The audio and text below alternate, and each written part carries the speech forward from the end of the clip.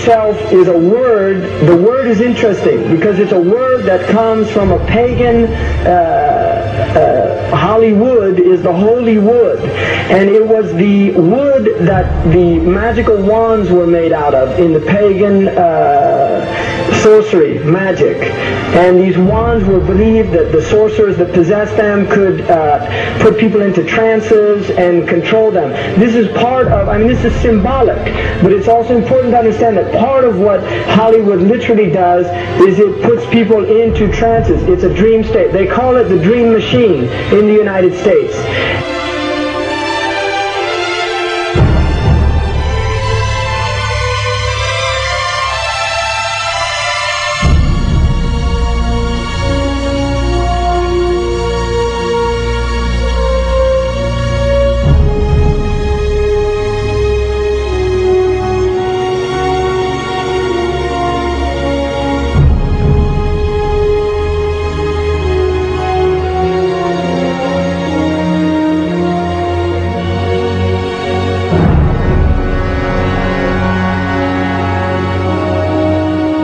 And it creates fantasies for people. It puts people into these sleep. Now, one of the things is interesting that in the part of what's done in movie theaters, in darkened rooms where people watch television, is literally a trance state that occurs through what's called suspended state of disbelief. You enter into a state, you suspend your disbelief and enter into a state whereby you begin to believe what you internally realize is imagination. It's falsehood. Films are magic. It's just magic. You go and you watch these things and people get caught up in them. People cry during films. All this catharsis that takes place in these things. Many of the films, and this is an important element in the control mechanism, is literally allow people to go and have certain type of catharsis as a purging experience. Which Aristotle talks about the necessary element. One of the necessary elements of tragedy is to create this cathartic experience. And this is why a lot of the films, especially also news and things like this is why news is very important in this culture. Everybody watches the news. They have this tragic, cathartic experience of watching the tragedies of others and then feeling safe and complacent in their own experience of this suspended state of illusory well-being. So these are very intricate and sophisticated methods. Now, I think it's dangerous, although there are elements, there's concerted efforts that take place, there's also a lot of people that have similar worldviews that aren't necessarily working together in concerted efforts.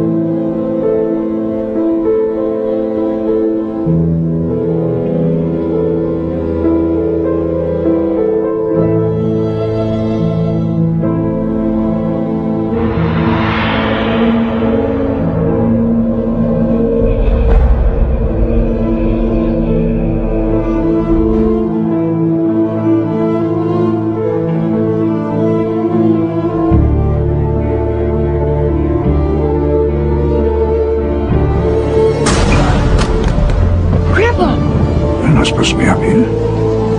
Looking at that? I just wanted to know. Yeah. You're old enough, I suppose. You should know the story. Okay, here we go. It was 1832. On a night much like this.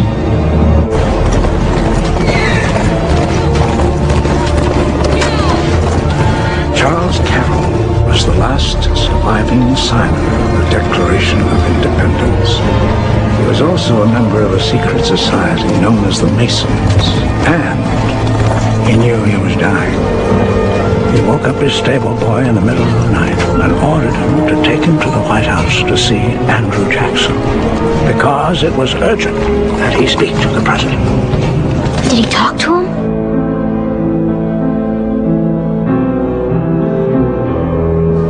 No, he never got the chance. The president wasn't there that night. But Charles Carroll had a secret.